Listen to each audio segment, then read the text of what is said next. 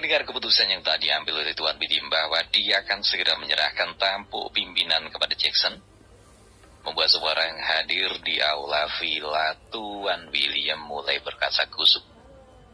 Sebenarnya memang tidak ada bantahan tentang keputusan itu. Ini karena hanya Jacksonlah yang berhak mewarisi seluruh kekayaan keluarga William. Dia adalah pewaris tunggal setelah kakaknya yaitu Wilson meninggal dunia, jadi secara otomatis dia adalah pewaris satu-satunya yang dimiliki oleh keluarga itu. Tuan Smith yang masih berada di tempat duduknya kemudian bangkit. Jackson, aku juga secara pribadi akan ikut mencari keponakanmu. Walau bagaimanapun bukan hanya keluarga William yang saat ini memiliki harapan besar. Namun aku, kepala keluarga Smith, juga memiliki harapan pada cucuku itu. Seperti yang kamu ketahui bahwa aku hanya memiliki satu putri dan tidak memiliki putra. Setelah putriku meninggal dunia saat melahirkan cucuku, maka aku tidak memiliki keturunan lagi untuk mewarisi keluarga Smith. Oleh karena itu aku tidak boleh hanya berpangku tangan dan hanya menunggu hasil. Jadi aku memutuskan untuk segera mengerahkan sumber daya yang aku miliki. Walaupun bagaimanapun kau pasti akan sangat sibuk beberapa waktu ke depan dengan beralihnya ke pengurusan kepala keluarga, maka izinkan aku untuk meringankan sedikit bebanmu. Mendengar kesedihan dari Tuan Smith, maka Jackson pun mengaku tanda setuju. Walaupun bagaimanapun dia tahu apa yang dikatakan oleh Tuan Smith sangat masuk akal, bahwa beberapa hari ke depan dia pastinya sangat sibuk. Oleh karena itu, dengan rasa terima kasih dia pun mengaku dengan penuh harapan. Jackson, untuk mempermudahku melacak informasi dan demi dapat memastikan bahwa aku akan dapat mengenali cucuku itu, bersediakah kau meminjamkan aku kalung liontin itu? Tanya Tuan Smith dengan penuh harap. Sebelum mengabulkan keinginan Tuan Smith, Jackson segera mengalihkan pandangannya pada ayahnya untuk meminta pendapat. Namun Tuan William hanya menganggukkan kepala sebagai tanda setuju. Oleh karena itu Jackson segera memberikan kalung liontin Gio itu ke tangan Tuan Smith. Ini paman, aku berharap salah satu di antara kita dapat segera menemukan orang yang kita cari. Tuan Smith mengangguk dengan sangat optimis di dalam hatinya. Akan sangat mudah bagi mangsa menyembunyikan dirinya dari seekor raja hutan. Namun jika Leon Smith telah bergerak, tidak ada yang luput dari perhatiannya. Tuan Smith kemudian tersenyum. Kami orang-orang yang sudah tua bangka ini memang tidak sekuat dan sehat fisik kalian yang masih muda. Namun harus diingat bahwa kami memiliki senjata pamungkas yaitu pengalaman. Jadi kau tidak perlu khawatir. Lagi pula kita tidak perlu harus terburu-buru dalam usaha ini. Walau bagaimanapun, untuk menghindari perhatian banyak orang, usahakan agar kita bergerak secara diam-diam. Tuan Smith memberikan penjelasan kepada Jackson. Jackson pun menganggukkan kepala tanda bahwa dia mengerti yang dimaksud oleh orang tua itu. Lalu Jackson kembali menatap Tuan William yang saat tadi hanya memainkan jenggot putihnya yang tidak terlalu panjang. Ayah, apakah tidak terlalu terburu-buru bagi ayah untuk menyerahkan kepengurusan seluruh aset keluarga kita kepadaku? Aku merasa bahwa aku belum bisa menjalankan amanat besar ini. Bukankah ayah sangat mengenal aku dengan baik? Mendengar perkataan dari Jackson yang tidak percaya diri membuat beberapa orang yang berada di tempat itu berbisik sesama mereka, dan salah satunya adalah Diana, istri Jackson. Dia yang tidak terlalu jauh dari ketiga orang itu segera berbisik pada Kenny yang duduk di kursi roda. Lihat ayahmu. Dari dulu sampai sekarang tidak pernah berubah. Dulu dia selalu berada di bayang-bayang kakaknya Wilson. Aku mengira bahwa wajar kalau Wilson lebih cakap dan penuh dengan wibawa. Jadi aku menduga dia hanya menghormati tradisi keluarga untuk tidak bersaing dengan saudara tertuanya sebagai pewaris keluarga. Namun yang tidak aku sangka atau bahkan setelah Wilson meninggal pun, dia masih tetap tidak memiliki ambisi yang besar dalam hidupnya. Aku merasa bahwa dunia ini tidak adil padaku karena alasanku menikah dengan ayahmu adalah untuk memperjuangkan haknya agar kedepannya dia bisa menjadi pewaris keluarga ini. Aku heran mengapa orang bodoh seperti ayahmu itu memiliki umur yang panjang. Sejujurnya aku sebagai seorang perempuan yang sangat iri melihat Elena bisa memiliki kesempatan menjadi istri seorang bintang keluarga. Aku sangat kecewa. Ternyata ayahmu sama sekali tidak bisa diandalkan.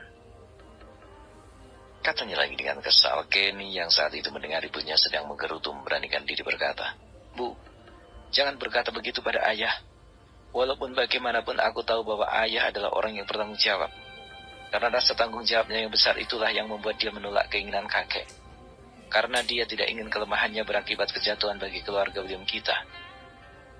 Mendengar bahwa anaknya berbicara seperti itu membuat kemarahan Diana naik sampai ke ubun-ubun.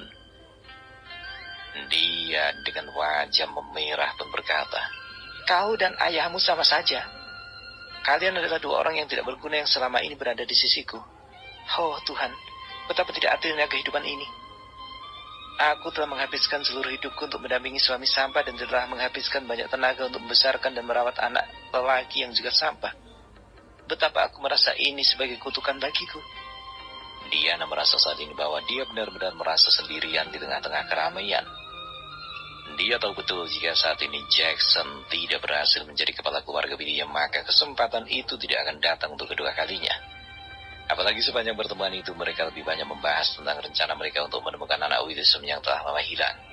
Ini jelas sebuah ancaman. Selama 25 tahun dia telah berusaha keras agar keluarga William jatuh ke tangan suaminya. Jadi inilah saat baginya untuk menuai hasil. Andai mereka berhasil menemukan di mana keberadaan anak Wilson, maka segala usaha yang dia lakukan selama ini akan sangat sia-sia. Tidak, ini tidak boleh terjadi. Aku akan melakukan apapun untuk mewujudkan impianku sebagai nyonya besar di keluarga William. Dan aku harus mencari cara agar anak William tidak bisa mereka temukan dengan mudah. Saat ini, ketika Tuan William mendengar kata-kata yang diucapkan oleh anaknya, membuat Tuan William menggelengkan kepalanya. Ketahuilah, bahwa di saat aku menjadi kepala keluarga William kita, saat itu aku baru berumur tidak lebih dari 19 tahun. Seusia itu tentu tidak terlalu baik jika dibandingkan dengan usiamu saat ini.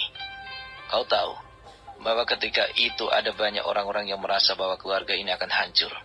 Namun aku berhasil mematahkan tangkapan-tangkapan liar seperti itu dengan membawa keluarga ini jauh ke puncak kejayaan dan bertahan cukup lama. Walaupun saat ini keluarga kita mengalami penurunan, namun itu tidak terlalu terasa. Dan kita masih cukup kuat untuk mendominasi dunia bisnis. Hanya saja, memang aku akui dengan usiaku yang sudah tua ini, aku sudah tidak seperti dulu lagi. Sejujurnya aku katakan bahwa keluarga kita tidak kekurangan aset, juga tidak kekurangan uang. Yang dialami oleh keluarga kita saat ini adalah kita tidak memiliki talenta muda yang memiliki ide-ide dan terobosan-terobosan baru. Dulu kita memiliki Wilson yang sangat pandai mencari celah di pasar bisnis. Tapi itu dulu. Sekarang yang terpenting adalah kau harus bisa membuktikan diri kepadaku dan keluarga ini. Oleh karena itu mau tidak mau kau harus siap menerima beban berat ini di pundakmu, kata Tuan William dengan penuh harap. Kata-kata yang diucapkan oleh Tuan William sedikit banyak telah membakar api semangat dalam diri Jackson. Jackson lalu mengangguk dengan semangat baru. Baiklah ayah. Aku Jackson William akan membayar kepercayaan yang telah ayah berikan padaku. Aku akan berusaha untuk membawa keluarga kita ke level yang lebih tinggi lagi ke depannya. Mendengar Jackson telah menerima tanggung jawab yang dibebankan pundaknya, maka Tuan William merasa sangat lega di hatinya.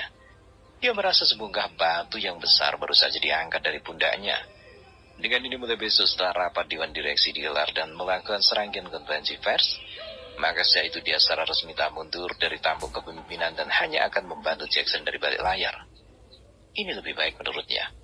Selain memberikan kesempatan kepada Jackson agar berkembang dan membangun rasa kepercayaan diri yang besar, dia juga bisa segera beristirahat, mungkin akan bepergian keliling dunia dengan tujuan wisata. Memang bepergian mengelilingi dunia sudah tidak asing lagi bagi Tuan William. Tapi waktu itu sangat berbeda. Kepergiannya ke berbagai negara adalah demi tujuan kerja. Tapi setelah semua tampuk pemimpinan perusahaan diserahkan pada Jackson, maka kali ini dia akan mengelilingi dunia dengan status sebagai turis. Itu pasti akan sangat menyenangkan sekali untuk dilakukan. Kini sebuah senyum ramah yang berbagai bentuk ditujukan ke arah Jackson. Ada senyum tulus yang memang lahir dari hati mereka. Namun ada juga senyum yang dibuat-buat demi untuk mencari muka agar suatu saat Jackson tidak akan melupakan mereka. Jackson paham betul dengan suasana hati mereka saat ini, terutama istrinya Diana dan anak lakinya yang cacat yaitu Kenny. Namun berbeda dengan istrinya, Kenny terlihat sangat tulus. Ini mungkin karena dia mewarisi banyak sifat dari pamannya Wilson. Saat itu bahwa Jackson lebih dulu menikah beberapa tahun lebih cepat dibandingkan Wilson. Jadi di saat Kenny lahir, Wilson masih lajang ketika Yu dan Wilson sangat mencintai Kenny. Tidak ada waktu luang yang akan dilewati Wilson tanpa Kenny, dan Wilson baru menikah setelah Kenny berusia sekitar 6 tahun. Jadi secara tidak langsung bahwa Wilson adalah guru pertama dalam hidup Kenny. Kepribadian Kenny ketika masih berusia kanak-kanak adalah copy paste dari sifat Wilson. Namun perasaan berbeda dialami oleh Jackson saat melihat raut wajah istrinya penuh dengan senyuman jahat. Dia tidak tahu apa yang ada di benak dari istrinya saat ini. Namun yang pasti adalah dia melihat seperti kepuasan batin tersendiri di raut wajah dan senyuman itu. Diana, aku paham betul akal bulusmu. Kau adalah ular betina yang tidak menggigit mangsa, namun kau membelit mangsamu secara perlahan. Jika bukan karena memandang wajah Kenny, aku mungkin sudah lama mencapakkanmu di jalan. Geram Jackson dalam hati, namun dia tetap memendam perasaan itu selama hampir 30 tahun mereka bersama. Dia teringat kenangan pahit yang memalukan ketika itu. Waktu itu ketika masih sangat muda dan belum mengerti arti kehidupannya sebenarnya. Ini karena selain sebagai anak yang terlahir dengan gelimang harta, dia juga sangat dimanjakan oleh orang tuanya sebagai anak bungsu. Mungkin inilah yang membuat Jackson tidak bisa mandiri dan kurang berani mengambil keputusan di saat-saat diperlukan. Keadaan itu jelas berbanding terbalik dengan kakaknya Wilson sebagai anak sulung. Wilson sangat mandiri, bahkan dia berani mengambil keputusan untuk melanjutkan studi di perguruan tinggi. Ketika itu dia memilih berpisah dari orang tuanya dan melanjutkan studi di Harvard University. Berbanding terbalik dengan Jackson, dia tidak ingin berpisah dengan orang tuanya dan memilih untuk melanjutkan studi di perguruan tinggi lokal yang berada di Metro City. Disinilah dia bertemu dengan Diana dan terjebak dengan akal licik Diana. Saat itu di acara perpisahan yang diadakan oleh Mega Hotel, Diana yang memiliki ambisi besar untuk meningkatkan kualitas identitas keluarga di kalangan elit Metro City, menjebak Jackson dan mengatakan bahwa ketika Jackson mabuk, dia telah dituturi oleh Jackson dan menyebarkan di seluruh kalangan mahasiswa. Kontan saja berita itu meledak, bahkan hanya di kalangan teman-teman kampus, namun merembet sampai ke kalangan elit di komunitas Metro Hill. Ini karena mereka tahu siapa Jackson dan apa latar belakang keluarga William. Persis seperti yang telah diperkirakan oleh Diana bahwa keluarga William sangat mementingkan kehormatan keluarga.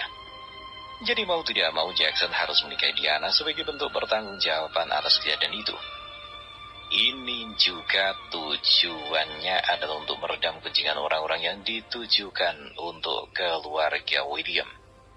Diana mencapai kesuksesan besar dan dianggap sebagai dewi keberuntungan di keluarganya. Ini membuat Diana bisa berdiri sebagai kepala tegak ketika dia sesekali berkunjung ke rumah orang tuanya. Lamunan Jackson seketika sirna ketika dia merasakan sesuatu menyentuh pundaknya, dan ternyata itu adalah Diana. Diana yang merasakan berbagai rasa di hatinya tidak dapat menahan ungkapan kegembiraannya. Suamiku, akhirnya apa yang telah kau cita-citakan selama ini tercapai juga. Aku sangat bangga padamu dan aku yakin bahwa kau akan mampu menjadi kepala keluarga yang bisa diandalkan oleh keluarga William. Dan aku akan memastikan bahwa aku akan selalu mendukungmu sebagai nyonya besar di keluarga ini. Saat dia mengatakan nyonya besar, Diana dengan sengaja mengeraskan volume suaranya. Dia berpikir dengan cara itu orang-orang yang berada di ruangan itu harus mendengar. Dan mulai hari ini harus membiasakan diri memanggilnya dengan sebutan Nyonya William. Ya, Nyonya Besar William. Saat ini, Jackson benar-benar batuk darah dalam hatinya. Wanita bangsat ini, mengapa dia sangat tidak tahu malu? Mengatakan bahwa menjadi kepala keluarga William adalah cita-citaku. Ini sama sekali bukan cita-citaku, tapi adalah cita-citamu. Dan seumur hidupmu, kau habiskan dengan akal licik untuk dapat menguasai keluarga ini. Setelah membatin dalam hati, Jackson pun berkata, Istriku, terima kasih atas ucapan selamat darimu, namun kau harus tahu bahwa aku menerima untuk menjadi kepala keluarga hanya sementara. Ketika saatnya Jerry William berhasil ditemukan, maka aku akan dengan senang hati mengambil pensiun dan memberikan tampuk kepemimpinan di seluruh keluarga ini kepadanya. Saat itu aku juga akan merasakan beban berat lepas dari pundakku, seperti yang dirasakan ayah saat ini. Seperti tersambar petir setelah mendengar kata-kata Jackson, Diana merasakan bahwa rambutnya tak berdiri dan aliran darahnya tidak teratur. Dia ingin memaki Jackson habis-habisan saat ini, namun ini tidak dilakukan karena selain para kerabat, ayah mertua dan Tuan Smith juga berada di sana saat itu. Jadi dengan menelan ludah yang tiba-tiba terasa bagaikan api, Diana mengangguk dan memaksakan tersenyum. Dia berusaha sekuat tenaga agar senyumnya terlihat sangat ikhlas.